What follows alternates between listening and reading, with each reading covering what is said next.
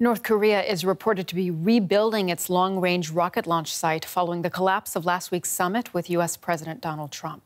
Work on dismantling the So-hae facility began last year, but satellite images from several U.S. think tanks and South Korean intelligence services show evidence of reconstruction. The U.S. has warned the North it faces fresh sanctions if Pyongyang fails to take steps to denuclearize.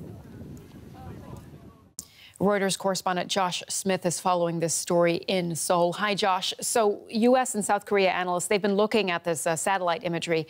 What do they claim that it actually shows?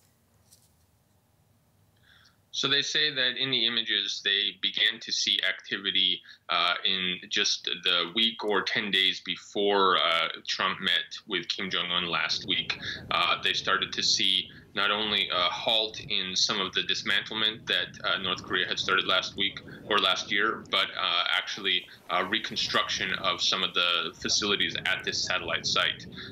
That being said, analysts we spoke to also emphasized what they did not see, which was any evidence that some kind of missile test is imminent. Still, Josh, it would appear that Pyongyang is then not keeping its word and promising to dismantle this site. This did certainly raise a lot of eyebrows in Washington and around the world because there have been very few concrete agreements between North Korea and the United States, but this area was one that North Korea had at least verbally told Trump they would shut down and dismantle, and that now appears to be being reversed.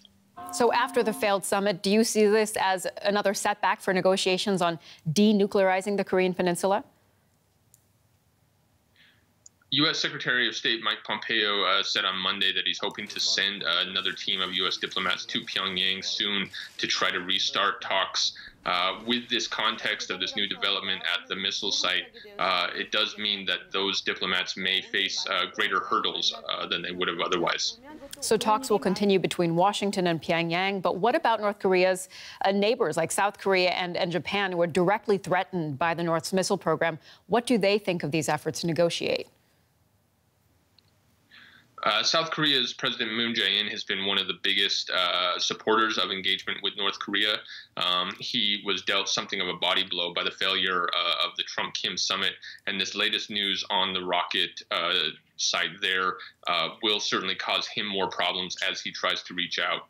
Japan has also continued to raise concerns about North Korea's continued weapons development, and so this is certainly not good news for them either.